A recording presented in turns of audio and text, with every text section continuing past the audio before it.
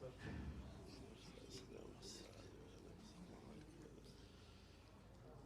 اللہ الرحمن الرحیم نحمده ونصلي على رسوله الكريم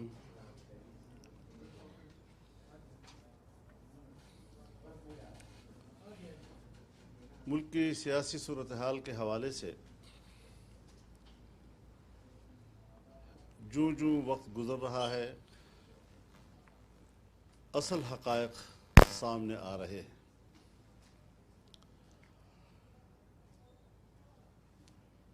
عمران خان ہو یا ان کی قیادت میں پی ٹی آئی، ہم نے 10 سال سے زیادہ عرصہ ہوا ان کے بارے میں جو قوم کو کہا تھا اور بڑے دعوے کے ساتھ ہم نے یہ بات کی تھی، حقائق تک پہنچ کر ہم نے یہ بات کی تھی کہ یہ ایک بیرونی ایجنٹ ہے، یہودی لابی کے ساتھ اس کے رابطے ہیں اور ان رابطوں کے بہت سے حوالے ہمارے پاس تھے۔ 2018 کے الیکشن میں اسرائیل اور اس کی خفیہ ایجنسی موساد کی طرف سے، انڈیا اور اس کی خفیہ ایجنسی را کی طرف سے، اور بعض عالمی قوتوں کی طرف سے جو ان کی مالی مدد تک بھی کی گئی اور اس کے حق میں پروپیگنڈے کیے گئے، اس کے لیے آسمان کی قلابیں ملانے لگے، سب کچھ کیا انہوں نے۔ لیکن آپ اس بات کی گواہی دیں گے کہ ہم نے اس پروپیگنڈے، چاہے عالمی سطح پر ہو، چاہے ہمارے ملک کے میڈیا کی سطح پر ہو، چاہے ہماری اسٹیبلشمنٹ کی سطح پر ہو، ہم نے نہ کمپرومائز کیا، نہ اپنے موقف سے ہٹے۔ اور ایک ہفتہ قبل جب اقوام متحدہ میں اسرائیل نے پاکستان پر 75 سال کے بعد پہلی مرتبہ تنقید کی، وہ ایک ناجائز تنقید تھی، پاکستان نے اس کو تسلیم نہیں کیا، اسرائیل نے ہمیں تسلیم نہیں کیا۔ پاکستان نے اپنے قیام سے پہل سن 1940 کی قرارداد میں فلسطین کی سرزمین پر یہودی بستیاں قائم کرنے کی مخالفت کی تھی اور فلسطینیوں کے حق کے لیے آواز بلند کی تھی۔ یعنی قیام پاکستان کی جو بنیاد ہے اس میں فلسطینیوں کے حق میں پاکستان کا موقف اور وہاں پر صہیونیوں کے موقف کے خلاف پاکستان کا موقف، یہ پاکستان کی اساس میں شامل ہے۔ اور جب اسرائیل وجود میں آتا ہے تو اسرائیل کا اس وقت کا وزیر اعظم اپنے خارجہ پالیسی کے پہلے پالیسی بیان میں کہتا ہے کہ اسرائیل کی خارجہ پالیسی کی بنیاد ایک نوزائیدہ مسلم ریاست کا خاتمہ ہوگا۔ تو پاکستان کے بارے میں اسرائیل کی سوچ اول دن سے اس کی اساس میں شامل ہے۔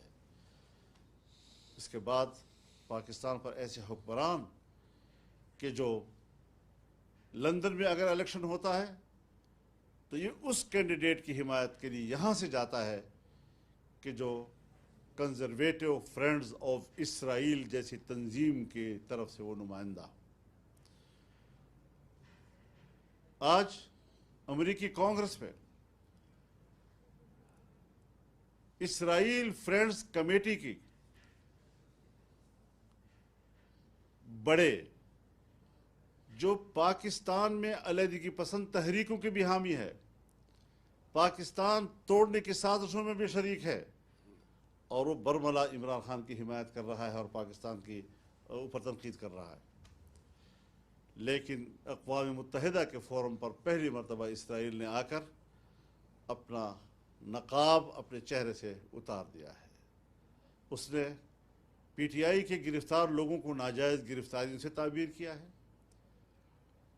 اور دعویٰ کیا کہ ان پر تشدد ہو رہا ہے، اور ان کے خلاف جو ہرزہ سرائی خود عمران خان نے کی اور اپنے ہی لوگوں کے بارے میں یہ مشہور کیا کہ ان کے ساتھ جنسی تشدد ہوا ہے، اسرائیل کی نمائندگی میں پاکستان کے اوپر یہی الزامات لگائے ہیں۔ اب آپ خود اندازہ لگائیں کہ کہاں سے اس کی ڈوری ہل رہی ہے۔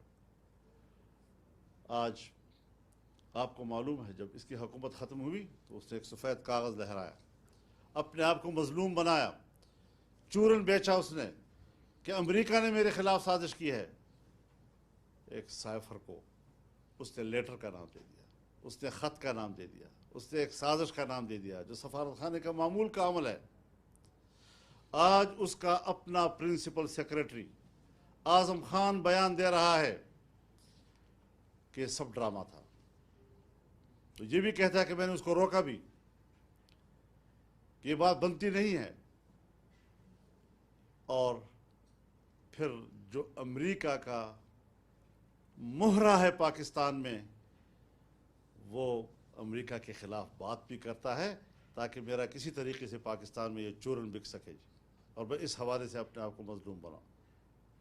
پاکستان کے عوام آزادی منش عوام ہیں، یہاں پر عمومی سوچ امریکہ کے خلاف ہے، تو عوام کو گمراہ کرنے کی کوشش کی۔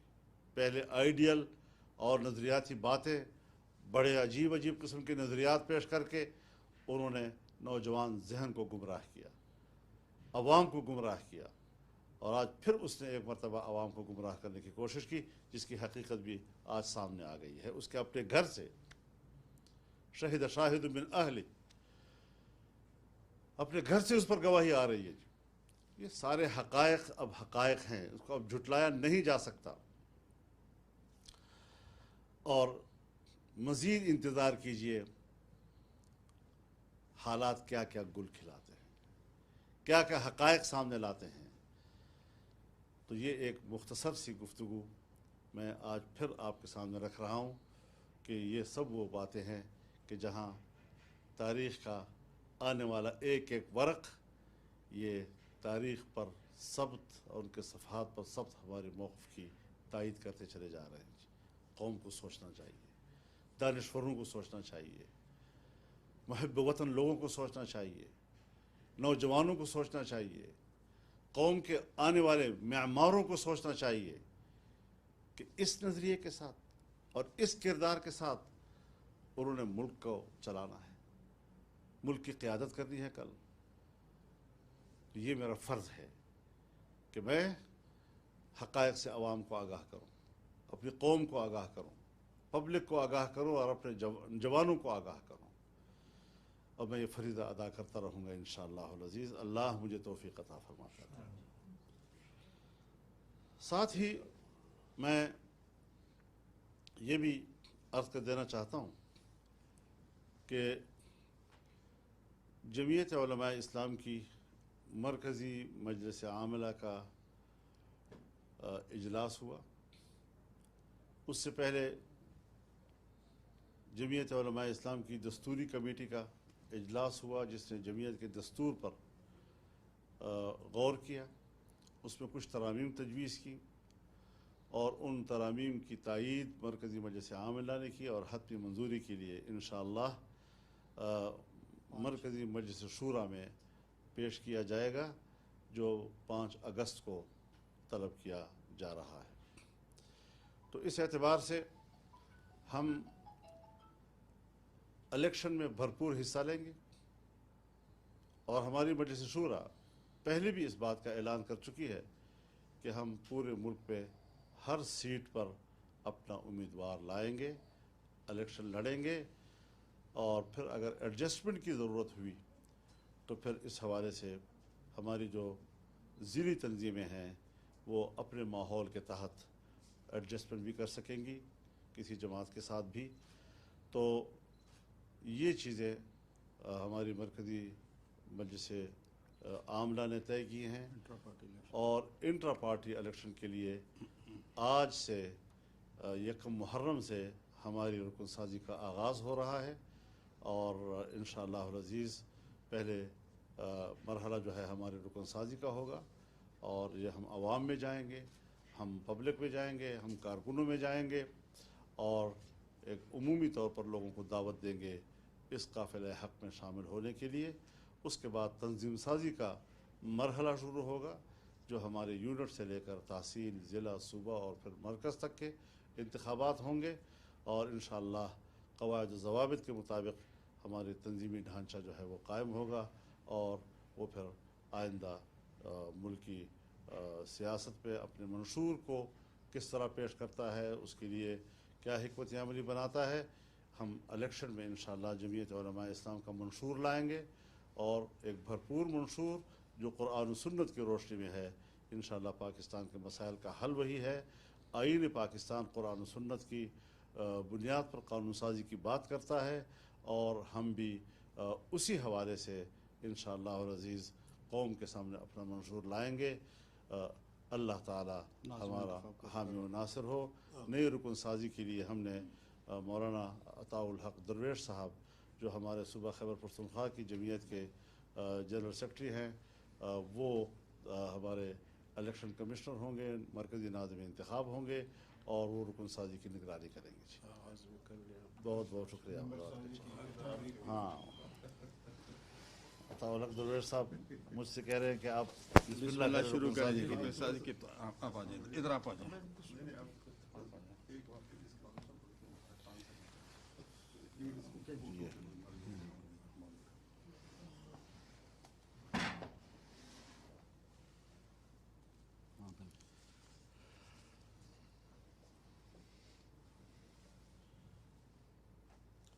₹100 بھی نکالے۔ بالکل جی۔ حیدری صاحب آپ کے بھی؟ حیدری صاحب بھی کریں۔ جی ہاں، برے غوری صاحب کا، حیدری صاحب کا، غلام قادر صاحب کا۔ فیس کتنی ہے جی؟ جی ₹100 رکنیت فیس ہے۔ امین صاحب سے 1000 نہیں، فیس تو اصول کے مطابق بخشش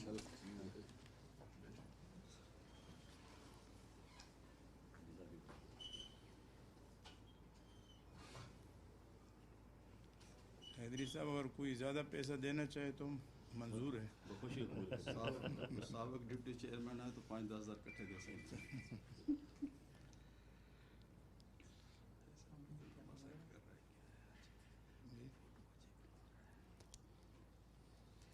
چلے جی، اس کو فن تو کر دینا۔ جی وہ کون نہیں کرے گا؟ کیا ہے جی؟ ہاں میں کر دوں؟ جی ہاں جی۔ بسم اللہ۔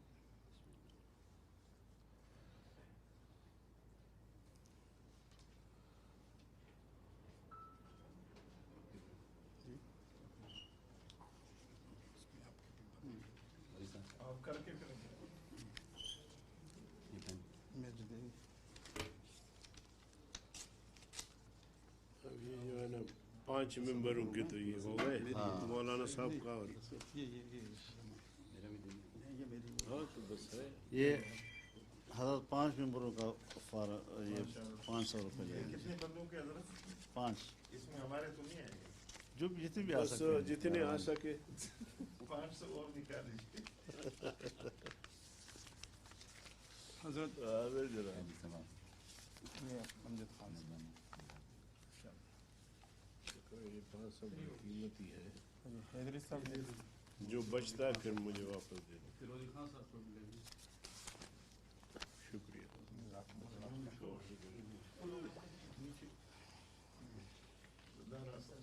یہاں 10 بھی کرتے ہیں۔